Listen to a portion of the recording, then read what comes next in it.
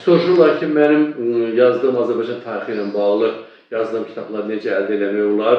Mən birincisi çox təşəkkür edirəm ki, mənim yazdığım kitablara maraq var.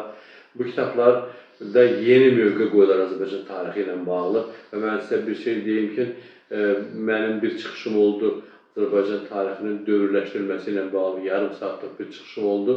Bir konferansda, yəni pratik konferansda. O konferansdakı mənim çıxışım yazılmışdı. Yəni video çəkiliş yazılmışdı. Azərbaycan tarixi necə gündə idi, nə vəziyyətdə idi, yəni bir dərslik olaraq, bir elm olaraq və biz bu çıxışla onu başqa bir istiqamətə yönəldirik. Bizim kitab çox az sayda, yəni 100, maksimum 100 tirajla çap olunur. Ona görə də onu satışa vermək mənası yoxdur, imkan da yoxdur.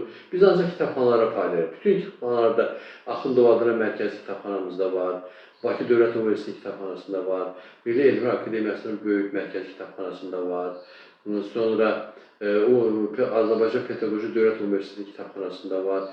Digər, yəni Milli Məclis kitabxanasında var. Yəni əlimə çatan hər yerlərə, oxunaqlı olan hər yerlərin hamısına o kitablarımızdan göndərmişik. 3 dənə, 4 dənə göndərmişik. Yəni orada da harasa sola getməyibsə, kimlərsə götürməyiblərsə, o kitabxanaların hamısında var.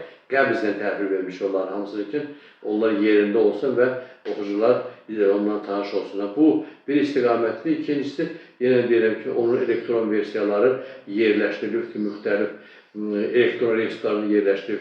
Bakı Dövlət Universitetinin elektron kitabxanasında, deyək ki, Axundov adına mərkəzi kitabxananın elektron kitabxanasında, müxtəlif elektron kitabxanalarda yerləşdirilib. Amma çox vacib istəmək istəyənlər, yəni nadir eksemplярlarını 5-10 dənə arxiv üçün biz özümüzdə saxlayırıq.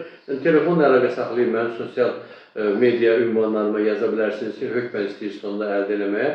Onda bir dənə, 2 dənə çox vacib bizim oxucularımıza onu çatdıra bilərik.